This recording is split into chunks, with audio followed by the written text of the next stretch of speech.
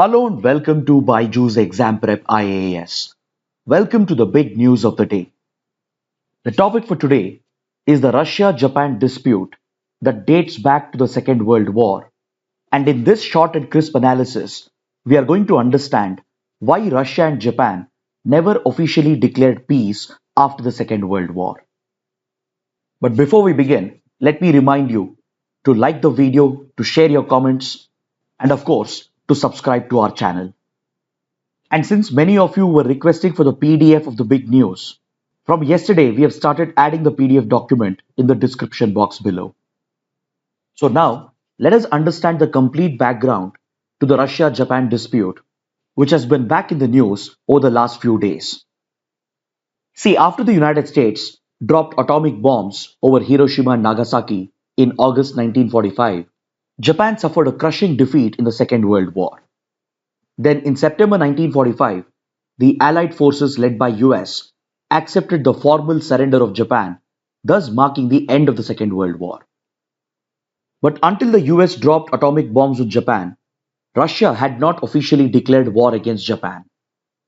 Immediately after the US bombing of Hiroshima and Nagasaki, Russia formally declared war on Japan in order to settle a historical territorial dispute between the two countries that is centered around the Hokkaido Island, which today belongs to Japan, and the Kuril Islands, which today is controlled by Russia. Nearly 8 decades after this conflict began between Japan and Russia, the two countries still technically remain at war because they are yet to formally sign a peace treaty to end the hostilities of the Second World War.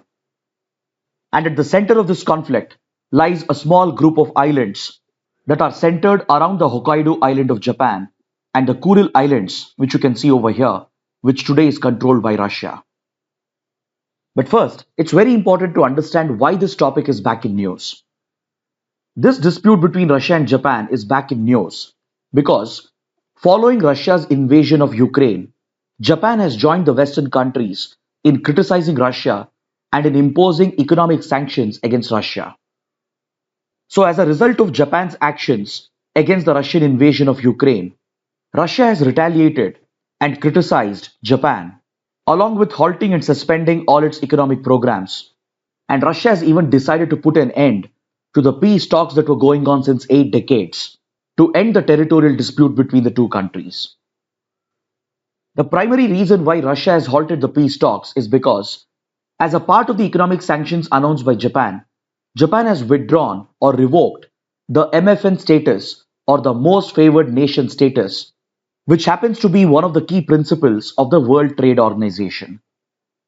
See, according the MFN status is a key part of the WTO trading system, and it ensures a non-discriminatory trade between all the partner countries of the WTO. Under the WTO, all the 164 members have committed to treat other members equally so that they can all benefit from each other's lowest tariffs and highest import quotas.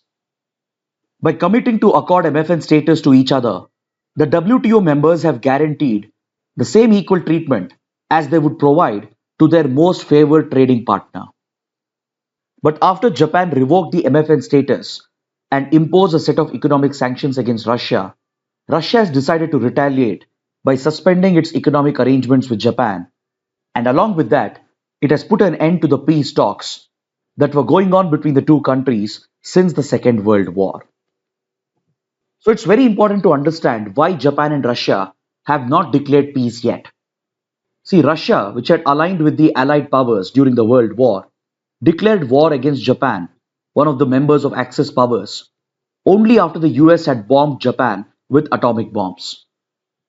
So technically, Russia went to war with Japan only during the final days of the Second World War, that too right before Japan's Emperor Hirohito announced the surrender of his country. The primary intention of the then Soviet Union to declare war against Japan was to seize a group of islands located near the coast of Hokkaido, known as the Kuril Islands. The Soviet Union not only captured these islands, which you can see in the map over here, but also expelled all the 17,000 Japanese residents. This territorial dispute between Japan and Russia over Hokkaido and Kuril Islands, in fact, dates back to the 1700s and 1800s.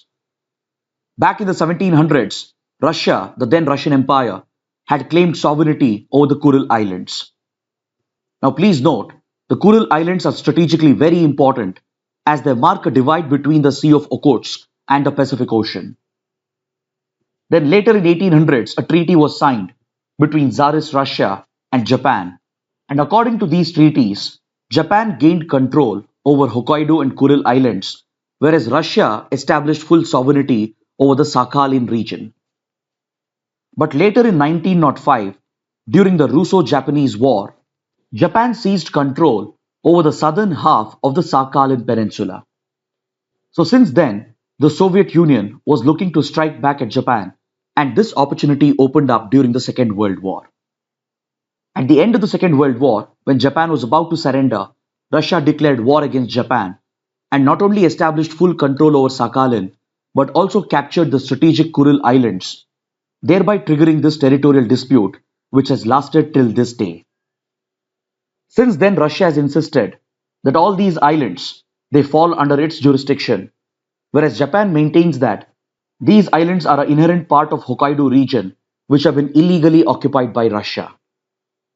So even though the war ended between Japan and Russia, technically they are still at war because the two countries never agreed to sign a peace treaty.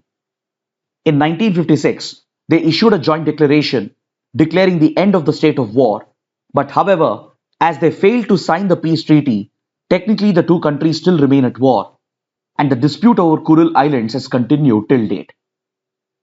Now it's very important to understand that the Kuril Islands in particular are extremely important for both Russia and Japan, because the Kuril Islands has both economic and strategic significance. These group of islands are home to rich fishing grounds, and as it marks a divide between the Sea of Okhotsk and Pacific Ocean, it has always been of great strategic significance for Russia since the days of its Cold War with the United States. Russia has always given high importance to its Far East region as the region is blessed with great resources, and even the Sakhalin Peninsula over here is blessed with hydrocarbon reserves. So to protect its economic and strategic interests, the Soviet Union and then Russia have deployed its advanced military equipment and troops over the Kuril Islands in order to directly counter the American military deployment in Japan and in the Pacific Ocean. At the Kuril Islands, Russia has stationed anti-ship and missile defense systems along with positioning advanced fighter jets. And this militarization of the disputed Kuril Islands further aggravated the dispute with Japan. Over the years, Japan and Russia have made attempts to negotiate and settle the conflict, and especially between 2012 and 2020, Putin and Shinzo Abe held multiple rounds of negotiations to settle the dispute. In fact, in 2019, Putin and Shinzo Abe had agreed to revisit their negotiations and joint declaration of 1956, and Russia was inclined towards transferring at least two of the four islands back to Japan. Plus, Russia had even agreed for visa-free travel to Japanese citizens from Hokkaido so that the Japanese who were evicted could visit the Kuril Islands, and things were looking up between the two countries. But later, Russia insisted that Japan will have to first acknowledge and recognize Russia's sovereignty over the entire Kuril Islands, and this was found to be unacceptable to Japan. Then as tensions between Russia and the Western countries increased, Russia even amended its constitution in 2020, through which it has made illegal to transfer any Russian territory to a foreign country. This constitutional amendment in many ways ended the hopes of Japan gaining control over Kuril Islands.